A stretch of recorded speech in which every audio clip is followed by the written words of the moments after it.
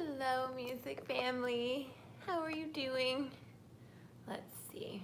Make sure that everything is in frame here. See my little friend here, the spider? We should give him a name. I really don't know. What is your name? Do you have a name? Spidey. You guys, today we are going to talk about Renaissance and medieval music. And I've got like a magical outfit on today, some fluffy stuff. And as always, a cup of tea and a scone is right over here. I'm gonna try and show it to you, actually. And then we're going to, actually, you know what? Let me play you something first. And then we'll have a cup of tea and a scone. This is by I guess he was more of a Renaissance composer. I'm gonna probably pronounce his name wrong. Guillaume de Machaut, a French composer and poet. And right now I'm absolutely obsessed with the harp. So I have been listening to medieval harp music and I really want to learn the harp. So at some point I'm gonna get one and you'll learn how to play the harp with me too. But this is one of the most beautiful pieces. This is called Virelai Douce Dame Jolie. And I know I pronounced that wrong, but it's very pretty. Imagine it on harp. So 1, 2, 3.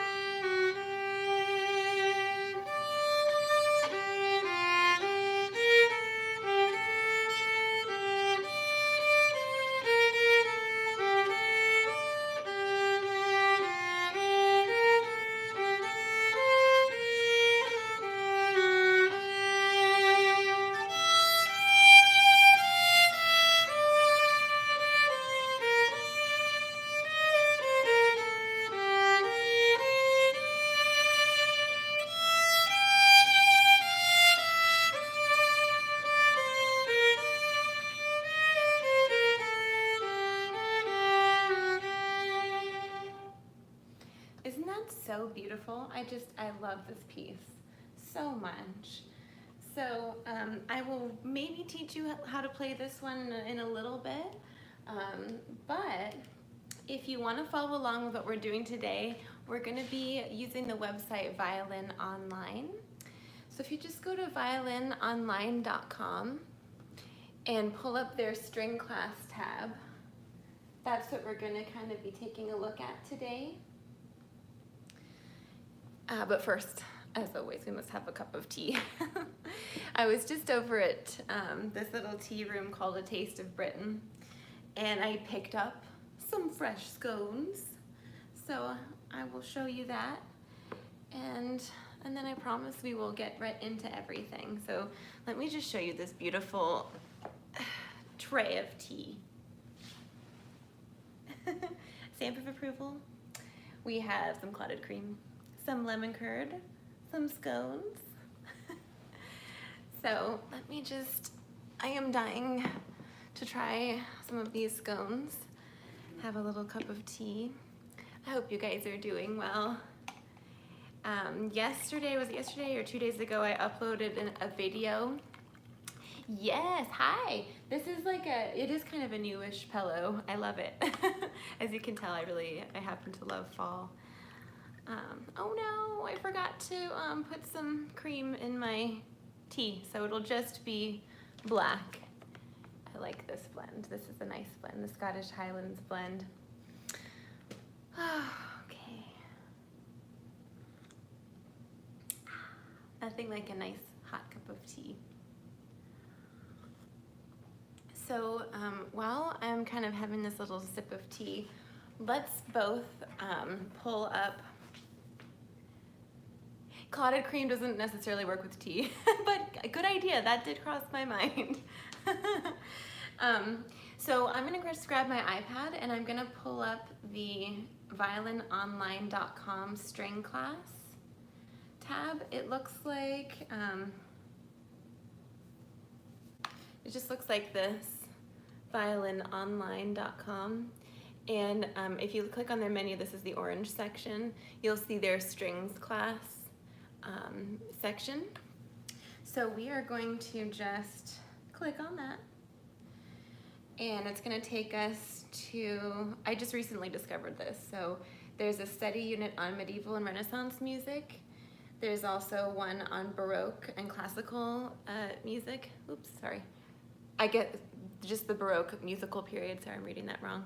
And then there is one on the classical period, the Romantic period, the 20th century period, and then some non-traditional music. I guess that would be anything that's not really considered Western music. So today we're going to kind of take a look at the medieval section and medieval and Renaissance section. So just kind of click on that, and there's a I don't know if it's gonna. Okay, it's not really working. There's a little index here of things. So we're gonna kind of click on the first one, which is early stringed instruments, because the medieval music and Renaissance music wasn't really played on a violin because this didn't quite exist yet. So I'm gonna just kind of read you a little bit of this. I guess today's lesson's kind of gonna be a little rambly, but I just thought it would be something you could kind of put on in the background and learn a little bit about medieval and Renaissance music while we have some tea and scones.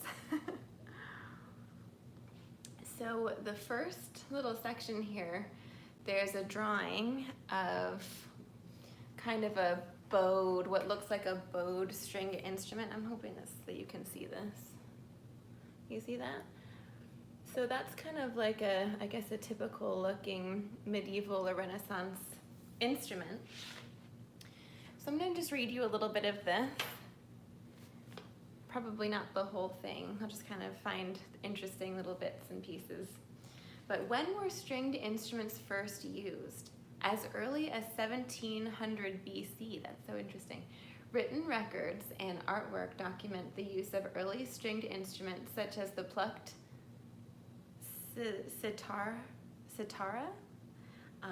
probably pronounced that wrong, used in ancient Greece, Egypt, Assyria, and Asia Minor. In the 10th century, the bowed two-stringed Arabic, rabab and the bowed lyra were used throughout the Islamic and Byzantine empires. I'll have to check out the Arabic rabab. Does anyone know what that is? That's so neat sounding. And a bowed lyra. So that was used in kind of Arabia and the Islamic and Byzantine empires. So this led to the development of the bowed three-stringed rebec, patterned after the Arab rabab and the Byzantine lyra.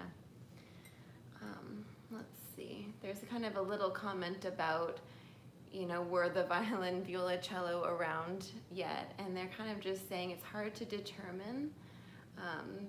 They typically give Italy as the birthplace of the violin, but there are depictions of violin-looking instruments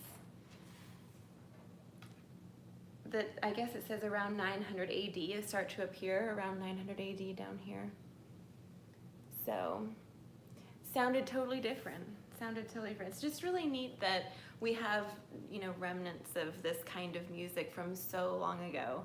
It's not like you can turn on the TV and be like, you know, this was medieval France or something. Oh, thank you. Yeah, so it's just neat that we can actually hear the music of that time and just hear what it sounded like. So that's the end of that. I'm gonna click the next button, and then we're just gonna kind of go over a little outline of a few things. So the medieval music period was from 450 AD to 1450 AD. So it seems like it was about 1,000-year time period. 450. Does anyone know what was going on in 450? Because I have no clue. I don't know what was going on in 450. So it says there was a significant role of the Christian church. The medieval period of music covers a wide span of time, and many changes in music occurred during this era. The Christian church was the primary patron of music and the arts, and most of the surviving medieval music manuscripts we have today consist of sacred vocal music. Vocal music, because if I kind of recall any of my music history from my schooling, the stringed instruments or any instrument really wasn't considered like a sacred thing that would be proper in a church setting.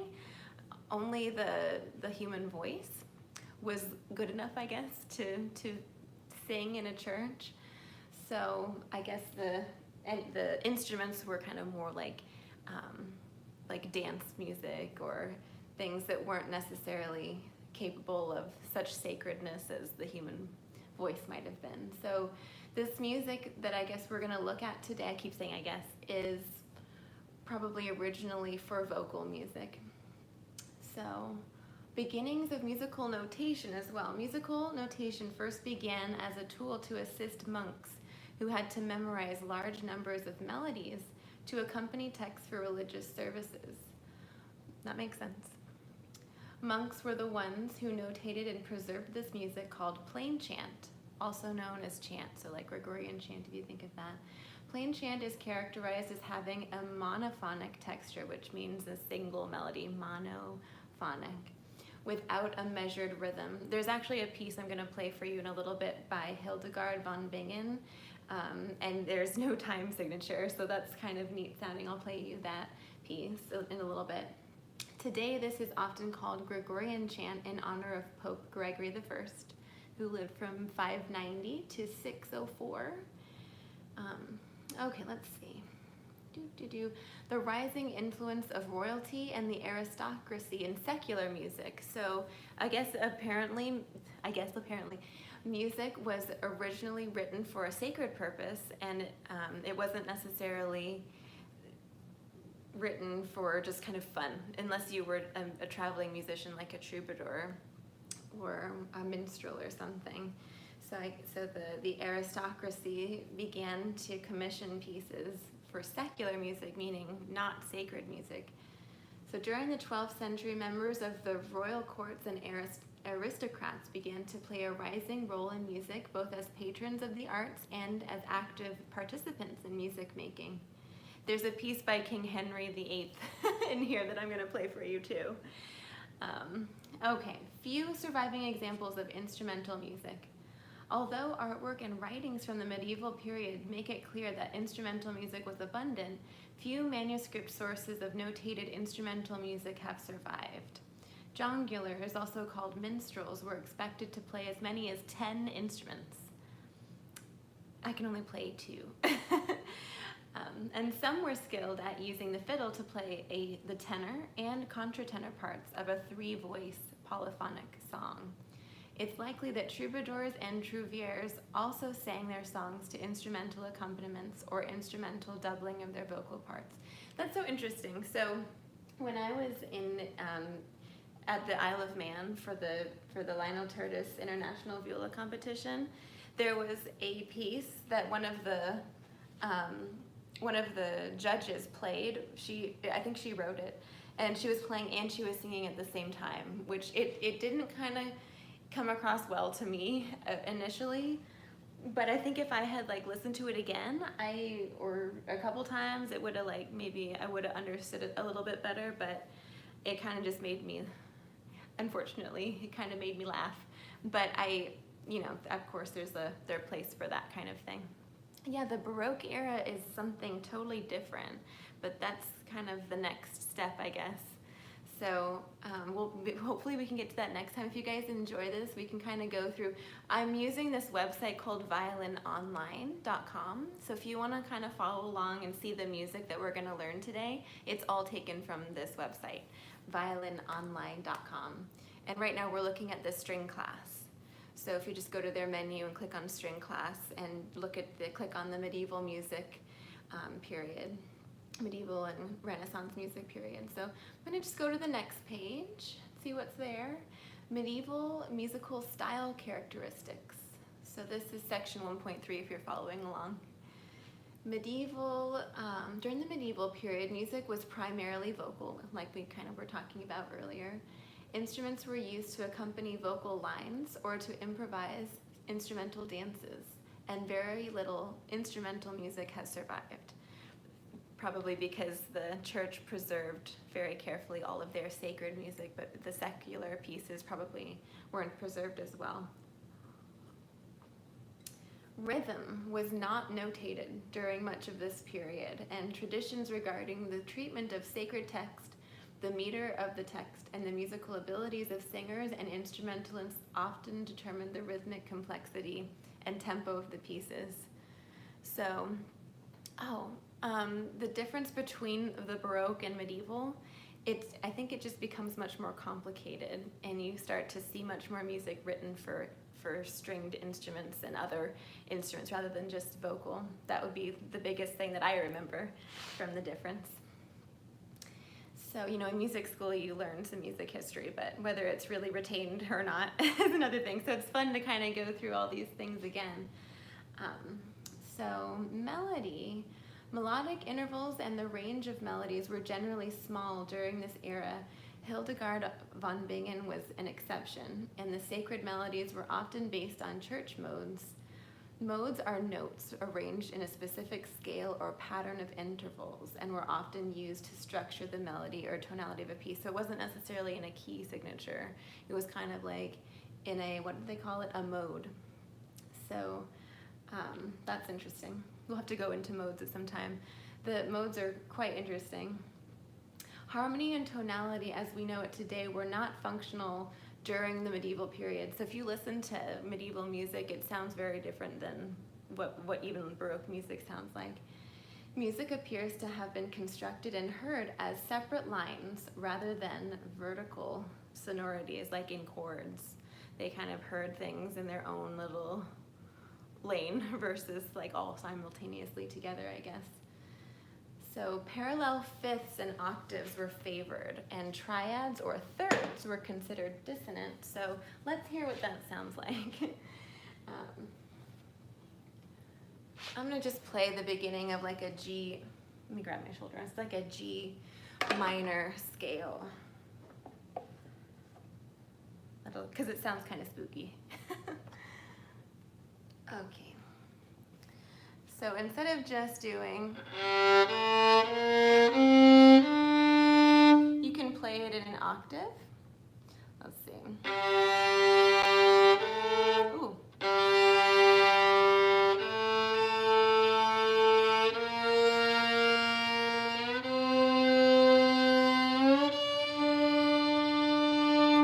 Made it.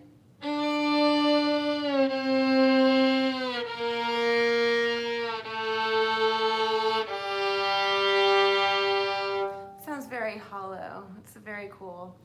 And the next thing they said was parallel fifths as well. So that would be everything kind of in fifths. Not a fan of jazz. Yeah, I know, me neither. Well, certain jazz, yeah. I think you have to be careful with what music you listen to. We'll have to talk about that another time. But I'm actually pretty sensitive to music, so I'm even sensitive to the person playing the music. Like, I really want them to have a good intention and not be like, freaked out about it.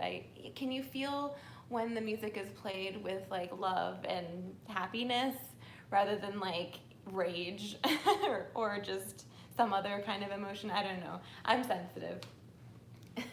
Or I'm just crazy, I don't know. So this is a parallel fifth.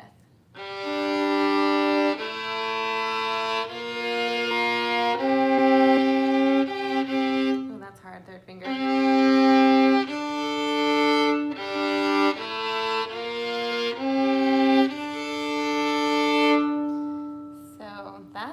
sounding, and it says triads or thirds were considered dissonant. So today we consider triads, thirds, to help us understand whether something is major or minor, and that's such a huge part of music, you know. So for example, just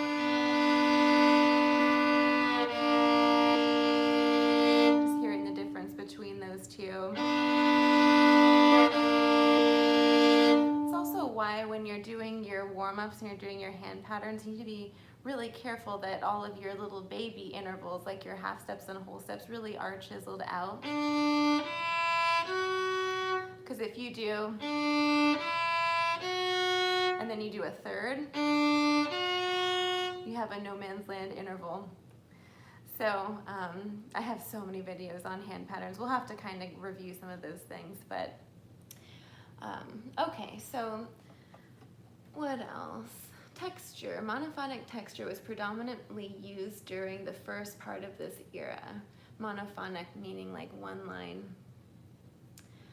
And then it began to kind of turn into polyphony. Polyphonic texture began to be used in the mid to late medieval period. Form. Popular genres during this period included the following large forms. So sacred vocal music, such as plain chant. Definitely look these up on YouTube. Plain chant, conductus, I don't remember that, masses, and motets.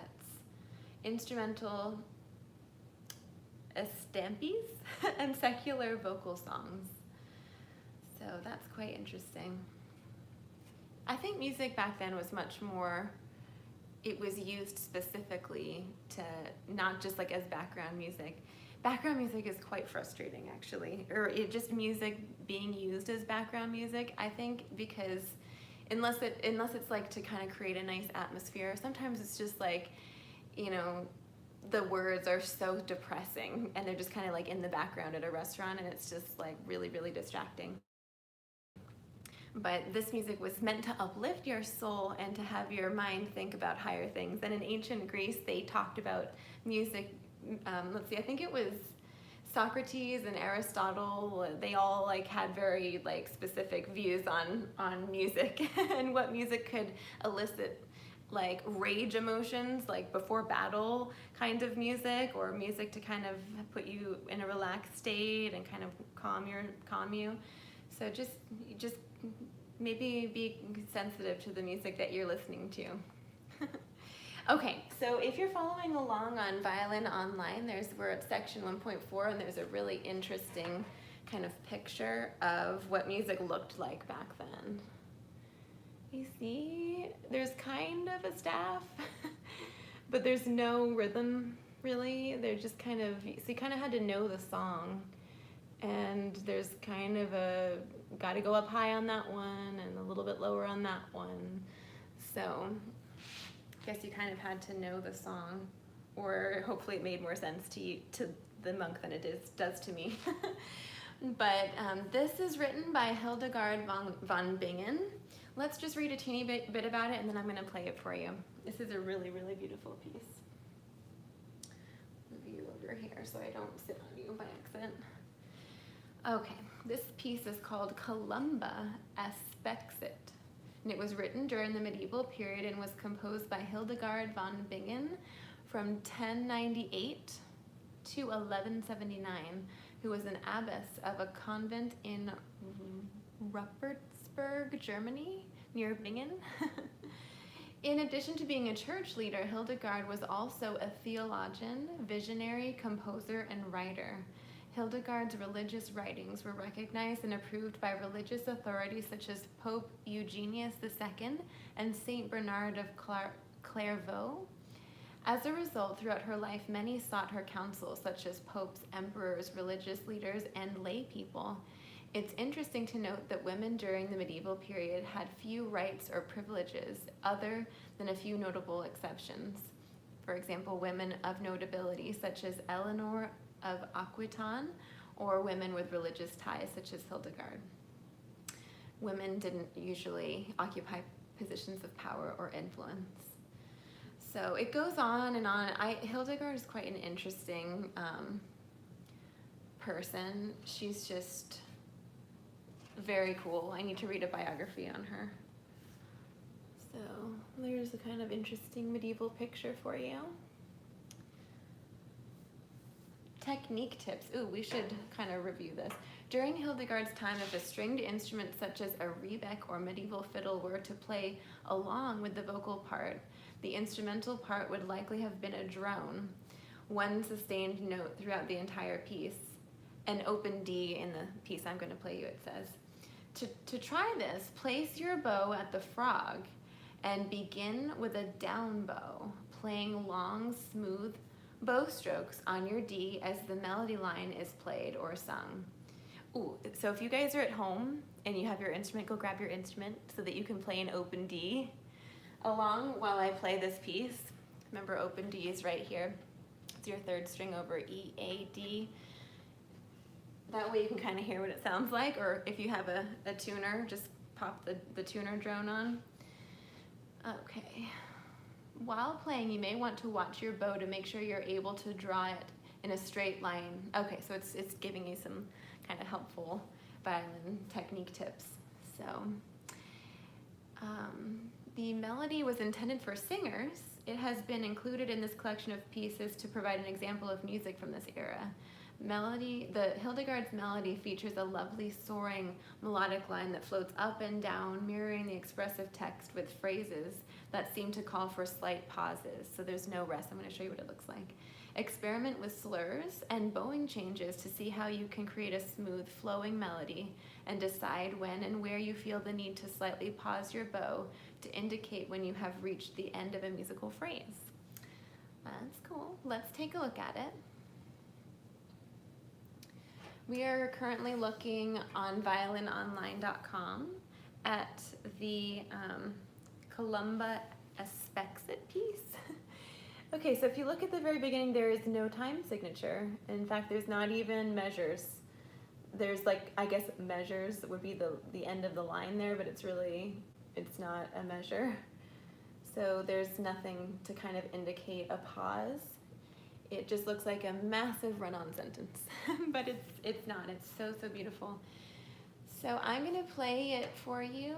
I might add my own little bowings or things. There's not any bowings in this.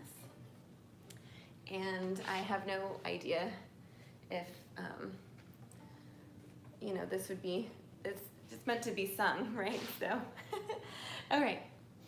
1, 2, 3, 4.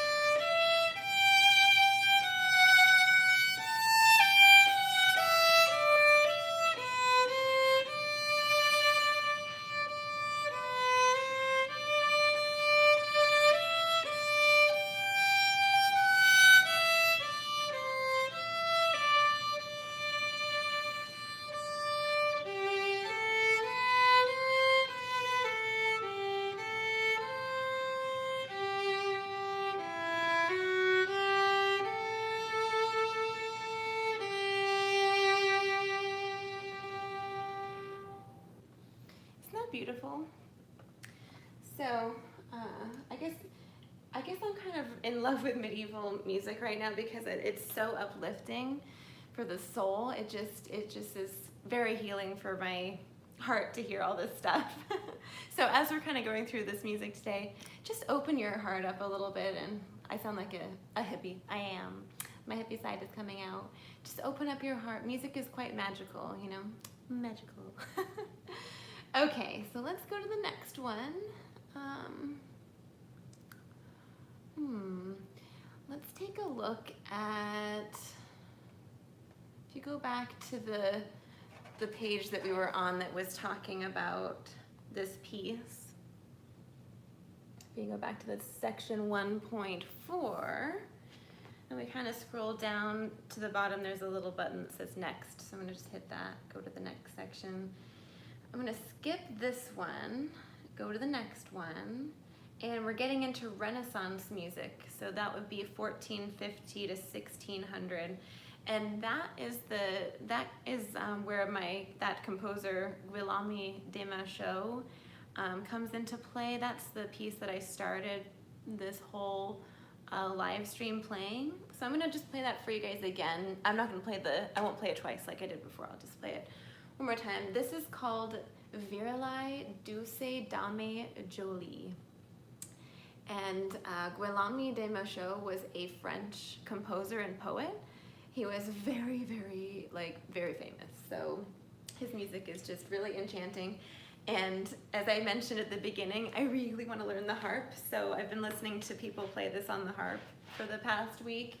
And it's just imagine this on the harp. Okay, so.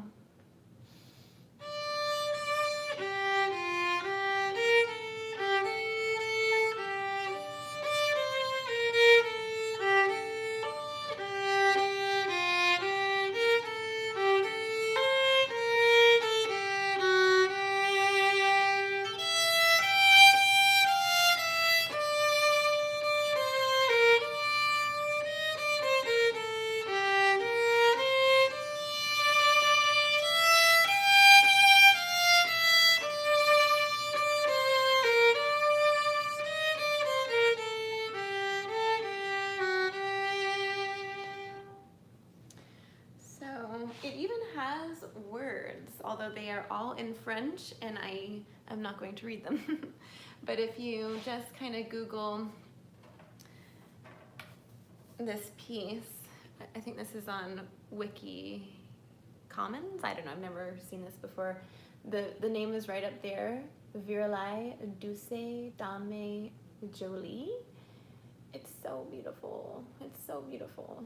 So take a look at that. It's easy enough to kind of play. I needed a scone. Like, I have completely forgotten about my scones here that I made. So pause for a scone break, because I did go out and specially buy these scones to eat with you. So as always, we need some clotted cream. I have a raisin scone, half of a raisin scone, and half of a lemon scone. So let's have some lemon curd as well.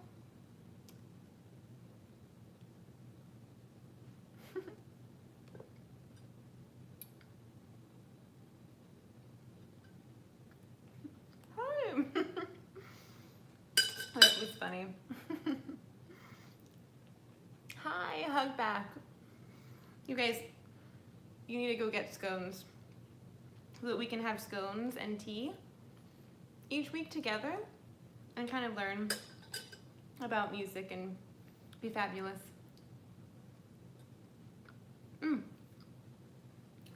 Very good. Oh, there's my tea. All right. Should we try the lemon scone?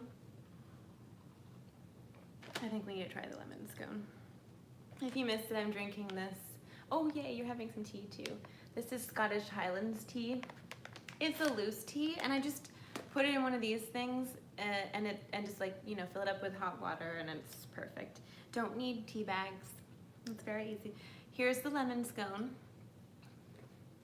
Maybe what I should do is break off a small bite-size amount so that I don't have a reliving of that moment that happened earlier.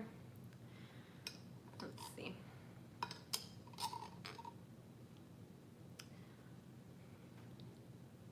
Hi! Wow, Germany.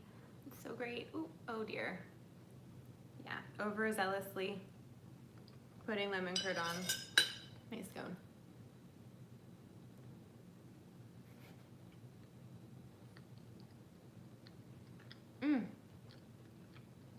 These are so good.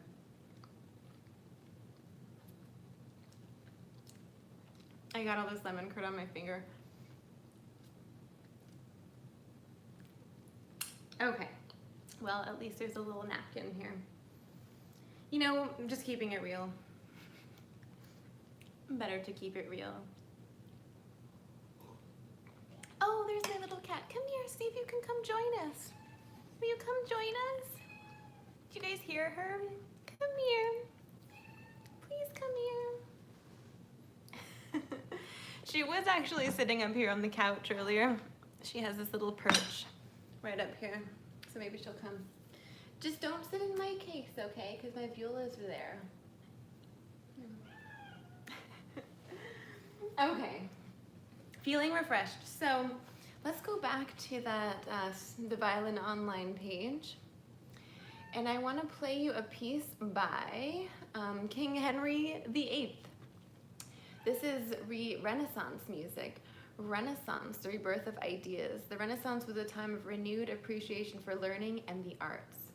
The term Renaissance, rebirth of ideas, reflects an interest in the principles of classical, Greek, and Roman culture. Because I guess in the Dark Ages of the medieval time period, you know, there was the plague and all this other stuff. Patrons of music included the church and members of the aristocracy. New instruments were developed. Advances in musical printing led to mass publication of printed music. So that's interesting. I just kind of scanned over those 4 little sections there. Going to the next page. You are so cute. Can you come here? Just wandering around the kitchen. She's probably hungry. She's always hungry. She's just like I am. You are so loud. Come here.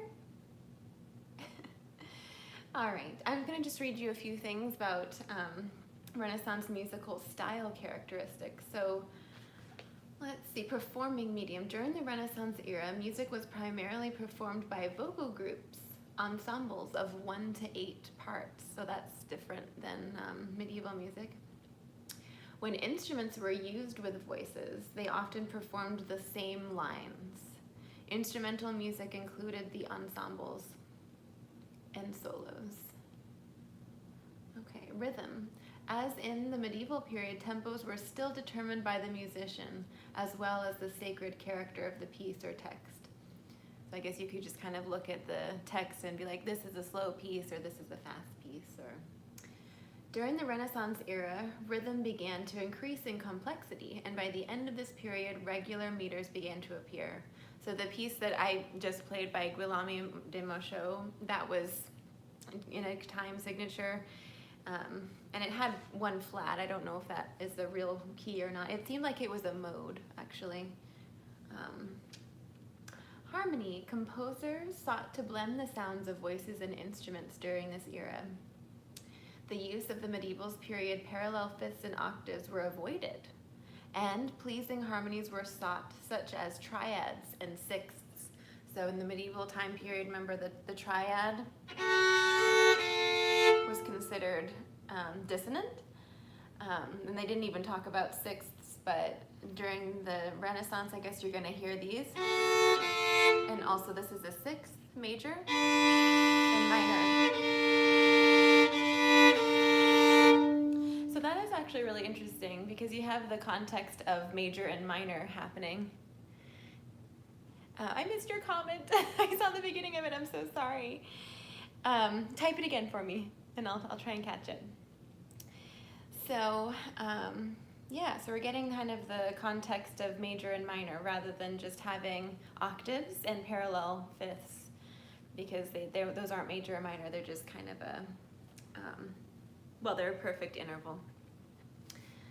So, texture, polyphonic texture was predominantly used, and music with many separate lines provided, different sonorities and densities.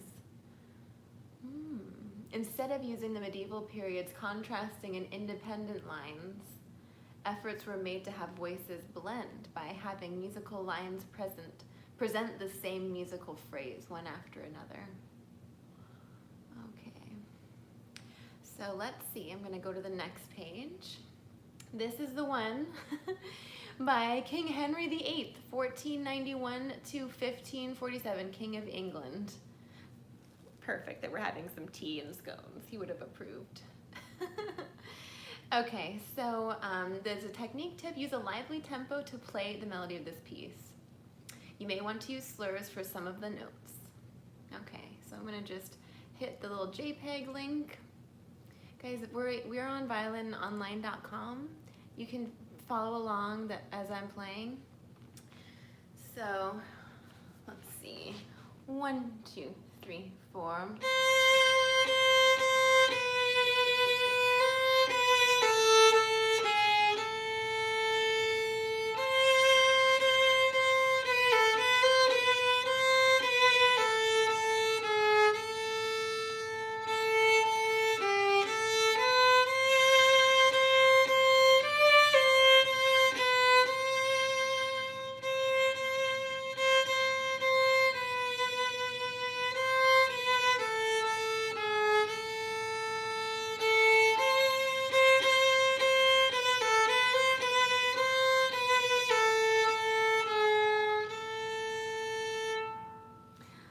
Add some double stops to it.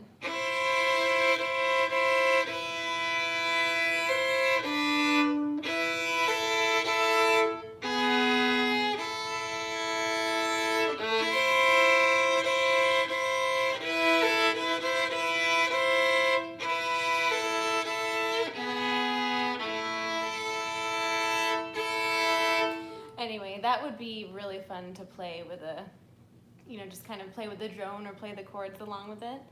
That would be cool.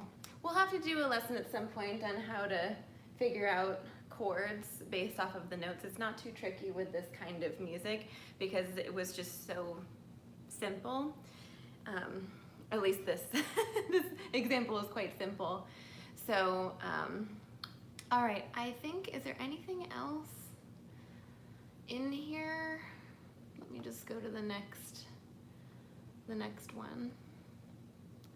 Oops, how do I go to the next one? String class sheet music. There's a button at the bottom it'll take you to this page where everything for this unit is listed.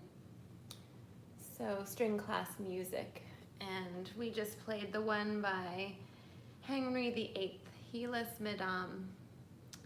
So I think that's kind of it for Unit 1. Unit 2, maybe we can take a look at next time. I have been babbling to you guys for 43 minutes. So I think that's about it. I think if you are inspired this week, check out some medieval music and some, hi, yay! I'm glad you could finally meet us live. So check out some medieval music. Definitely listen to music on the harp. Like, I am so in love with the harp. There's a harp that I really, really want to get. It's called is it Lewis Creek Nightingale harp? It's made out of, and I want the one out of cherry wood. Oh my God. It's so beautiful. I keep listening to people play this harp on YouTube, and I love it. So anyway, also, let medieval and Renaissance music inspire you to be more sensitive about the music that you're listening to. Not that it's good or bad, but just kind of think about how it might make you feel. Think about how the words might make you feel, or how the rhythm itself might make you feel. Is it uplifting you? Is it like cathartic? Is it helping you to kind of get through? When you die, you'll get a free harp. That's great. Thanks. Yeah, just think about how the music is kind of making you feel, and how if you're using it as a tool or if it's just background music. Is it a distraction, or is it like a specific thing that you're listening to? So, because this time period, the music I think definitely was very specific and used for a specific purpose. And because of that, it was very, like, just very magical to experience. I mean, imagine being a person in like 450, and you walk into a cathedral, if there was such a thing back then, and you just hear the most beautiful music with words that you probably don't understand. So you're just hearing this magical language and this beautiful music in this amazing space. And the whole thing is just incredible. So I don't know that we are really, even like when we walk into a cathedral today, I don't know if it would really hit with the majesty of the place that we're in. I think I'm gonna like hold on, let me get my little soapbox hat on now. I think all the way through our human heritage, we have these temples that helped us to experience different emotions and feelings, and they were very special and sacred and often aligned with the sun or the moon or a certain constellation.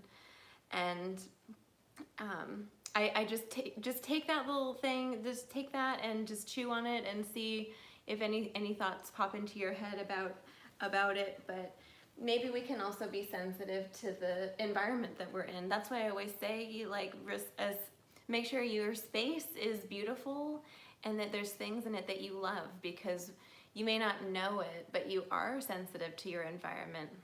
You really, really are. And the cool thing is that you actually have the ability to make your own corner of the universe your own.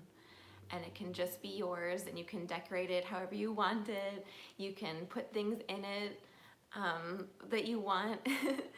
So thank you. So you can always come to listen to this video.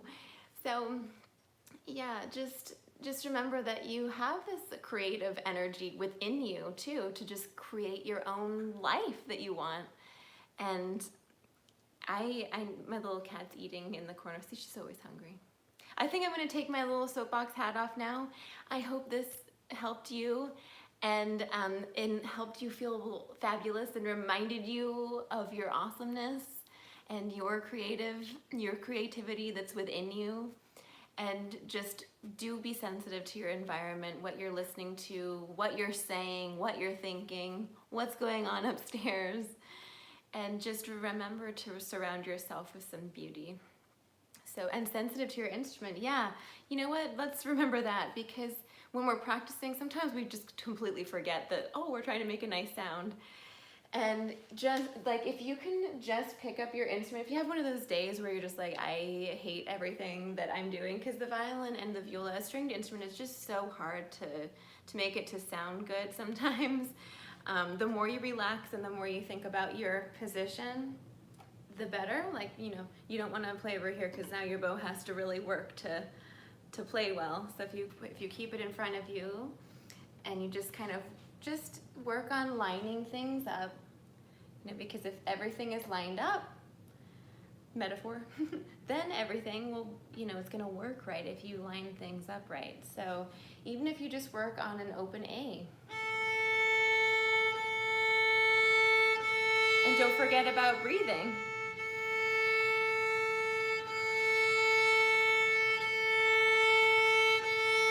Make sure you breathe. Because then you're kind of connecting everything together. It's just a magical way that the breath can do that. So can you tell that my favorite word is magical and fabulous? So I'll see you guys next week. We should continue doing this violin online stuff. Just go to the website Violin Online, bookmark that. We're gonna look at section 2 next time. We played the first one by Hildegard von Bingen. We also looked at the one by Henry VIII, and then I found one that wasn't on the website by Guillaume de Machaut, who was a very famous Renaissance composer and poet, and that piece was called Dulce Dama, Virili Dulce Dama Jolie. If you just type in Jolie and then you type in harp next to that and Guillaume de Machaut, like some beautiful, beautiful harp music will come up. So I will see you guys next time. Bookmark that website so we can look at that, and I will see you later. Bye.